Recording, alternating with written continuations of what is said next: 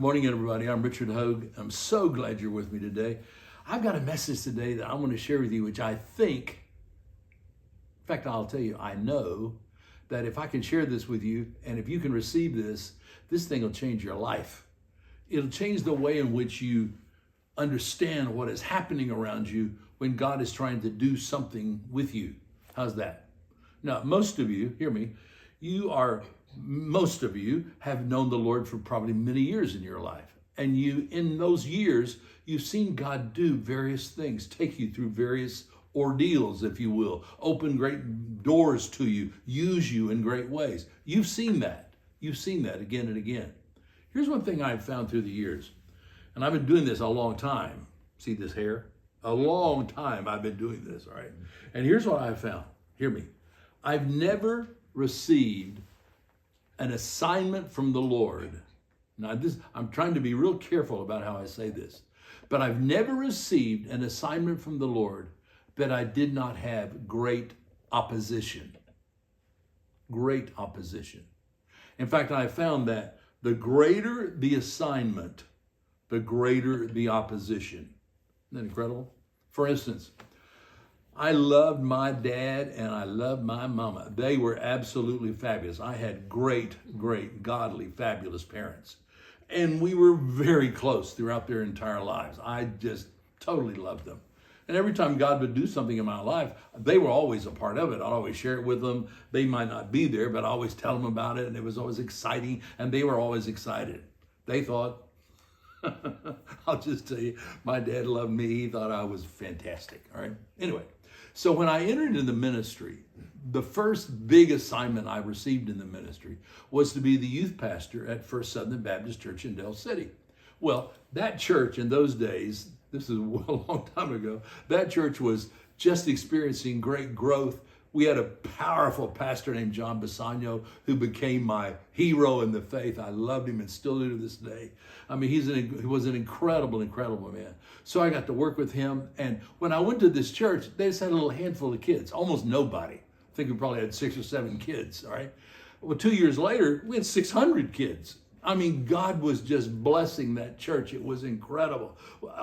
Every aspect of our youth program was just functioning. We were winning so many kids to the Lord. It was amazing, and it was just incredible. And as a result of that great youth program, I'd take my choir, which is this big, wonderful choir that I directed, by the way, and I would take them with me to these churches around Oklahoma, and I would preach. And when I would preach in these churches around Oklahoma with my big, gigantic choir, man, kids came and it was fabulous and kids got saved. And this was pre-Jesus movement. So it was incredible to see this happening in these churches. Well, as you can imagine, churches began to invite me to come back. So I'd go back every now and then and I'd do what in Southern Baptist life we called revivals in those days. I'd go in and do a revival. We'd have all sorts of people get saved. It was incredible. It was obvious what God was doing. He was leading me away from the youth ministry and into what Southern Baptists called evangelism. Evangelism, right? Well, so when that happened, I called my dad. I loved my dad. I'd say that again. I did. I adored him. I thought he was fabulous. Anyway, so I called my dad. I said, Dad, this is what I'm going to do. Man, I'm going to leave First Southern. I'm going to go and I'm going to start preaching around the country and doing evangelism. Now, my dad had one job for 47 years. One job. He loved his job. He was fantastic at it. He worked at Fort Sill. He thought it was the greatest place in the world. God blessed him in a great way with that job. When I told him I was going to leave First Southern and start doing evangelism, he says, son, wait. You can't do that. He said, man, you've got it made. You're at First Southern. It's incredible what you're doing. You're getting to work with John Basano and all this stuff. This is the greatest. What are you? You don't do that.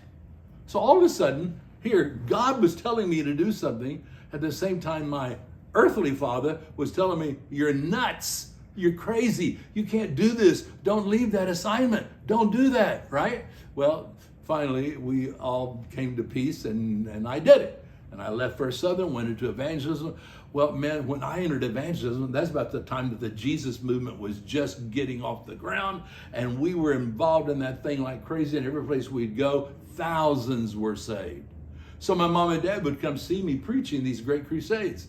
I mean, they were with me in Memphis one night. We had 12,000 people for 7 nights in a row in Memphis, Tennessee. The place was jam-packed. They were with me in San Diego, the big crusade we did there, the one down in Houston. I mean, they saw these huge, wonderful meetings we were having with all these people throughout the Jesus movement. We saw thousands upon thousands upon thousands upon thousands of kids come to receive Jesus as Lord and Savior. I mean, it was incredible what took place. My dad was so proud of me. He thought it was the greatest thing in the world. I mean, he thought it was unbelievable that I was doing what I was doing. Well, guess what? As the Jesus movement began to wane, God began to deal with me about building a church. So I told my dad one time when we were together, I said, Dad, I think I'm going to leave evangelism and I'm going to start this church. Now remember, he had seen me in the Mid-South Coliseum in Memphis when it was jam-packed with all those thousands of people. And the first day of our church, here in Edmond, we called it Metro Church. The first day of Metro Church, my mom and dad were here and we had 215 people. So he saw the thousands, and all of a sudden he sees this too. He said to me, "You're crazy. Why in the world would you quit doing this to show up with these little handful of folks? What are you doing? What are you thinking?" So once again, here God was directing me to do this thing to build Metro Church. You see it? But at the same time, my earthly father was saying, "You can't do that. You need to keep doing what you were doing. Don't you see the blessing?" Do you see it? I'm telling you, I can tell you example after example after example after example. Every time there has been a major new assignment in my life, there's always been opposition. Now, I could tell you about all of them, but I don't want to. Some of them are, anyway, pretty bad. Anyway, I've never seen it happen, though, that God didn't tell us the direction. When he told us the direction, there was tremendous opposition. For instance, I'll tell you this one. When the Lord told me to start using rock music, contemporary music as they call it today, we were the first ones to do that. We took, I tell you where it happened. I was driving in Florida. Meryl and I were down in Florida. I was doing a revival there in Fort Lauderdale. And we were on our way back to the Miami airport. We drove by the Orange Bowl and they were having this huge music festival. It was incredible. There were thousands upon thousands of people in that stadium, the Orange Bowl, the old Orange Bowl. I mean, it was incredible. And here we had a few hundred, but not thousands upon thousands. And I realized the Lord spoke to me and said, the music is the key. So I began to ask the Lord to give me the ability to use that music. And he did. He sent me this wonderful, fabulous, unbelievable young man named Bill Landers, who was with me for years. And he built that music thing, which we needed to go into the schools and reach all those kids. It was incredible. But do you know, when we first started using that music, now think about this. I mean, it's incredible today to see what's happening. Every church uses it today. But in those days, when we would go into a city and use that music, if I were preaching in a local church, I remember, I won't say the church, but we were at this one big Baptist church. I had to preach upstairs to all the adults and use the old hymns and everything. And then they'd let me go downstairs after I got through, and we'd have the contemporary, we had the rock music, and the place would be packed to the walls with every kid in town almost, and hundreds upon hundreds were saved. Isn't that incredible? But though the new assignment was there, opposition was there. Though the new assignment was there, opposition was there. Isn't that incredible? Now I say this to you. Every time the Lord is doing something new in your life, hear me, that you know the Lord is doing, count on it. I'm telling you, critics, and it's so safe for critics. Critics, that's folks with an opinion. You understand? But opposition, tremendous opposition comes to kill. Opposition wants you to stop. Opposition wants you not to do what God told you to do. That opposition will be there. Some of you are really seeking the Lord for healing, and you're open about it. You're asking people to pray. You're believing God to heal you. Your faith is beginning to grow. As that faith is beginning to grow, what happens? Opposition rises up. People you don't even know are sharing with you the fact that it can't happen. I'm telling you, hey, that used to take place. Miracles don't happen today. That's a Bible thing. That Bible, that's not what God is doing today. All that ceased. That's not a part of your life anymore. Hear what I'm saying to you. Whatever God gives you, and there will be many assignments he'll give you throughout your life. Whenever there's an assignment, count on the fact, whenever there's an assignment, there will be tremendous opposition. You hear me? Now, do we see this happening in the Bible? That's a great question, isn't it?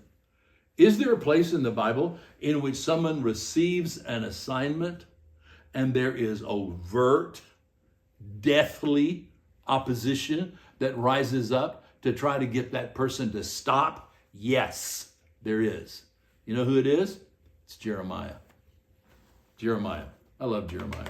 I received my call to preach out of Jeremiah, but that's another thing. Listen, but hear me. Jeremiah's this young man. His dad was a priest, great young man, unbelievable young man, and God raises him up and calls him to be a prophet. But, hear me, he is called to be a prophet at a very critical moment in the life of Israel. Very critical moment. The whole southern kingdom, Judah, the whole Jerusalem area was about to be taken by the Babylonians. And those Jews in the southern two tribes are about to go into Babylonian captivity. And God sends God sends Jeremiah as a prophet to the people at that moment. Well, guess what? The people were not thrilled. The people were not thrilled. Because not only does God tell Jeremiah to tell them they're going into captivity, he tells them the reason is because they've been so unfaithful and so unrighteous. They had turned to Baal worship. And God was fed up. And so he's going to take his hand off of them, and they're going to be destroyed, and they're going to be taken into Babylon. Isn't that incredible? So get your Bible and look at Jeremiah chapter number 11. I want you to see how this opposition rises up against Jeremiah and what Jeremiah does. This is critically important material. Because hear me, it'll happen to you. I cannot tell you how many times we've seen this happen. God is doing something in somebody's life, and I mean, people who don't even know you, people you're not even a part of. It's amazing how the opposition will come. Because what? Because Satan wants to stop what God is doing and shut you up and shut you down. You hear me? That's what he wants to do.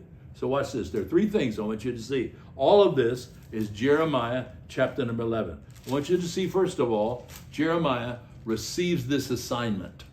Now, let me say this to you. You're going to receive many assignments in your life.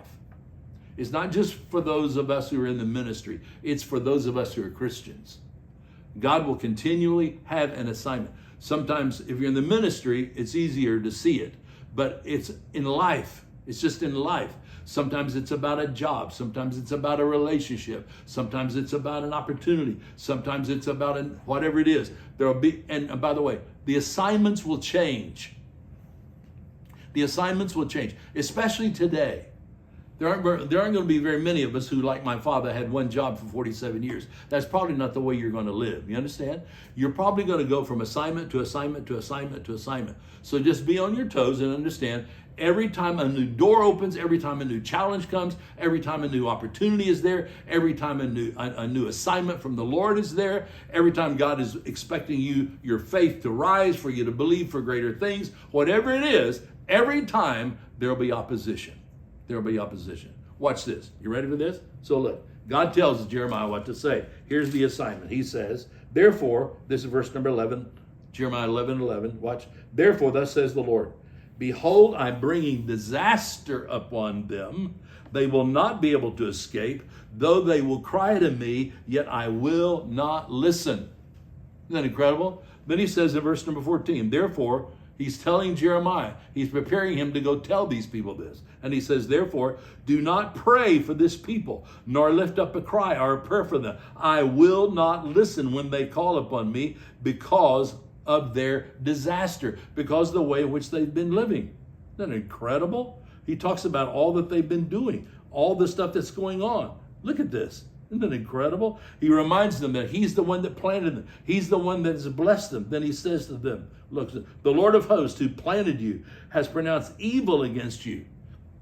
Think about what he's saying. He's saying, Jeremiah, I want you to go tell these people that all hell is about to break loose in their life because of what they've been doing. Look what he says. Because of the evil of the house of Israel and the house of Judah, which they have done to provoke me by offering up sacrifices to Baal.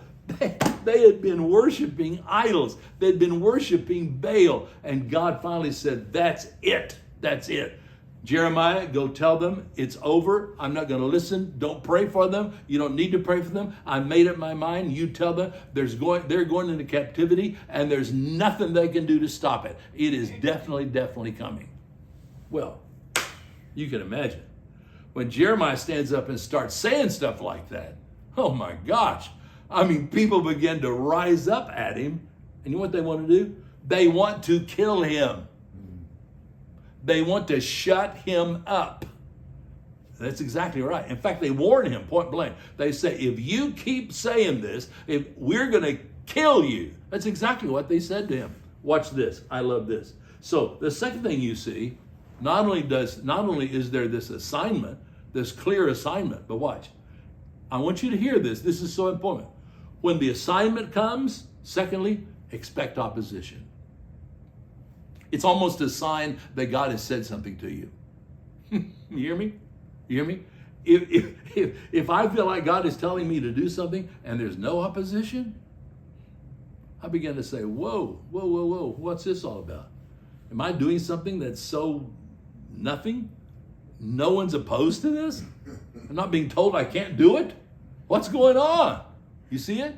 You see it? So just realize, when the assignment comes, expect opposition. Some of you are being opposed so harshly, and some of the opposition came from Jeremiah's hometown.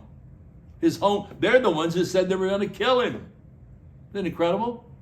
Sometimes it's from your family. Sometimes it's from friends. Sometimes it's people you're working with. Sometimes it can be in your own household.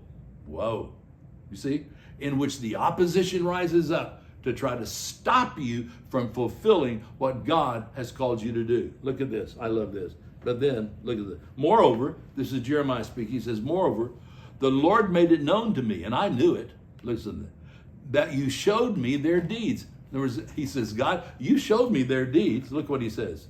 But I was like a gentle lamb being led to slaughter. I was just telling them what God had told me to tell them. I wasn't trying to hurt anybody. I was just simply telling them your message. That's what I was doing. Look at this. And did not know that they had devised plots against me, saying, let us destroy the tree. Jeremiah was the tree. Mm-hmm. Let us destroy the tree with its fruit. The fruit was the message that he was sharing. You see it? God had sent Jeremiah, but he had sent Jeremiah with a message, a specific message. Look at this. Let us cut him off from the land of the living, that his name will be remembered no more. I'd say that's opposition. You hear me? Now listen to me, guys. Listen. I cannot overemphasize this to you enough. Some of you, the miracle that you're after, that God has promised you, that he's telling you to rise up and receive, that miracle is being blocked because of those who are opposing, and you're allowing that opposition to be in your life, and you're believing the opposition. The very easiest thing Jeremiah could have done was simply say, well, guys, I didn't mean to offend you, right? And he could have simply walked away and he'd have been okay. No one would have tried to kill him. They probably would have thought he was a hero if he decided to stop. You hear me? But this is what was taking place. The opposition was there for only one reason. Now, please hear this. Not to help him, not to bless him, not to enable him, not to make sure everything God had told him to do could take place, not to try to assist him. They were there to stop him. Sometimes it may be your father, earthly father. Sometimes it may be your earthly mother who stands in the way of what God is trying to do in your life. God is trying to take you to a whole new place. There's a new assignment. You're not what you were. There's a new place that the Lord is wanting to take you. That's where your blessing is. That's where your purpose is. That's where your destiny is. So opposition comes to try to keep you down, hold you back. Don't do it. Don't say it. Don't go there. Wow. For some of you, hear what I'm saying to you. Some of the biggest opposition may well come financially, especially in our culture. Especially in our culture. It's hard to function here when you don't have any money. It's hard to function when you don't have any resources. And people will use resources to control you. Totally control you. I've been in the ministry for 60 years. I've seen that happen for 60 years. People will constantly try to dangle money in front of you. I had a guy one time in Houston, told me that he would give me $50,000 a year if I would quit opposing abortion. Isn't that incredible? Because he saw it as a form of evangelism. He said, a lot of these poor kids, they're going to be born into all this. He had this whole little, this guy was nuts. But he was a rich nuts guy. You understand? And he said, I'll give you $50,000 a year if you'll just quit being opposed to abortion. Isn't that incredible? What was he trying to do? He was trying to shut me up. You follow? See, the opposite, that's what I'm saying. The opposition will rise up to do only one thing, not in any way to assist you, but to try to thwart you. With Jeremiah, the opposition was, we're going to kill you. Isn't that incredible? So there's a third thing that happens. You can imagine what it is. Ready? Here it is. Watch. So the call is there. The new assignment is given. The opposition, expected. The opposition rises up. What does Jeremiah do? Here's what he does. You ready? He stays faithful. He keeps talking. The entire book of Jeremiah is the talking of Jeremiah as he is predicting and prophesying the ultimate destruction of the southern kingdom, of the southern Judah, southern Israel, Jerusalem, that whole area. He's telling him, you guys, you're going into captivity. He never shut up. He never shuts up. In fact, look at this. Look at this. Watch this. They've said to him, don't prophesy. Don't prophesy, and you will not die. Don't prophesy, and we will not kill you. But watch. But here's what the Lord said. Behold, I'm about to punish them. The young men will die with a sword, the sons and daughters by famine. And listen to what he says. Listen to what he says. Throughout the Old Testament, almost every prophet, every time he prophesies, he promises a remnant. There will be this remnant. God will save this remnant. Even though judgment's coming, there will be this remnant. We see it throughout. It's an important thing. It ultimately works out into the New Testament. Well, but I want to go there. But anyway, watch. Watch what Jeremiah says. Watch this.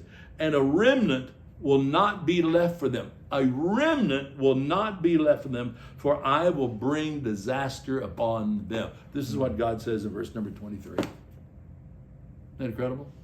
Now, if you go in and just start reading through in verse 14, in chapter 14, I will dash them against each other, both fathers and sons. I will show no pity, nor sorrow, nor any compassion. I will destroy them. Jeremiah just keeps saying it over and over and over and over and over. What am I saying? Here's what I'm saying. Look, please hear this. When you receive an assignment from the Lord, I don't care where the opposition comes from. If it is from hell itself, and it ultimately will be, I don't care where the opposition comes from. I don't care what the threat. I don't care how. We've got to quit chickening out simply because there's a threat. Yes, there will be a threat. People will try to control you in every way they possibly can to try to pull you back into their call, back into their understanding, back into their comfort zone, back into what they want, what they expect out of your life. You hear me? People will constantly try to do that to you. But when you have that call from God, hear me. When you have that call from God, you do what God tells you to do and don't stop. Don't shut up. Don't quit until you see the full fulfillment of everything God has called you to do. Let me give you an example. It is very interesting that when God designed marriage, listen to this closely. What does he say? For this cause, the cause of marriage, shall a man leave his father and his mother, and his husband shall take the wife, and the two of them shall become one flesh. One of the secrets of great marriage is leaving. For this, we leave his father and his mother, and they cleave to each other. Why is that so important? Because God is creating that new tool, that new family, that new unit, and his blessing will be on it. But it can't be on it if they never leave. The blessing will not be on it if they can't leave. If the wife can't ever leave the mother, if the son can't ever leave the father, if they're still being controlled by that other unit, they'll never rise up to be what they can be and should be and will be. You hear me? If God has called you into a new assignment, quit trying to drag the past and its approval with you. Quit trying to do that. Quit it. Stop it. Stop it. Quit trying to reach back and hold on to what you did. I see this over and over and over. Quit trying to hold on to what you did have, where you were, you see what I'm saying? That assignment may have been wonderful. It may have been fabulous. You may have been greatly blessed. That's great. That day's over. It's over. It's over. It's over. It's over. It's over. It's over. It's over. It's over. It's over. Now, you walk into that new assignment. You receive that new assignment. And whatever the opposition is, give it no place. If you'll do that, the blessing of God will be on you, and you, like Jeremiah, will fully succeed at this new task that the Lord has for you. Wow. Now, I'm praying with you about this because I know many of you are where I'm talking. You're living where I'm talking. You hear me? And God wants to do this in your life, and he will. I promise you that he will. Wow.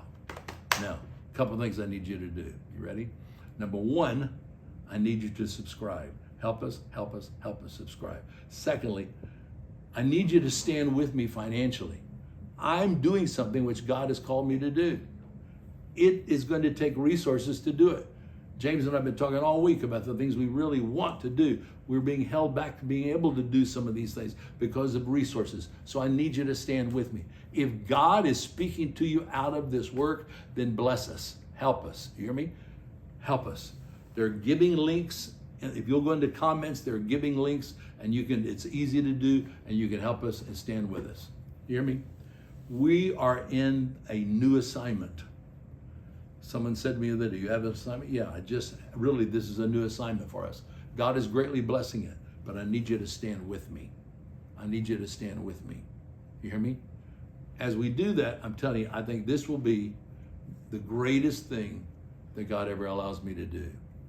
I believe this is going to be the answer to so many prophetic promises that he's given me about how he's going to bless us and use us. So I want you to be a part of that. Help me. Will you do it? And share this message with other folks. Be sure you mash your like button. You share all this sort of stuff. And tell your friends about it. Tell them, listen, you gotta hear Richard this week. I left the grocery store last night, and this precious young man who works in the grocery store, he said, Richard, I've been watching you.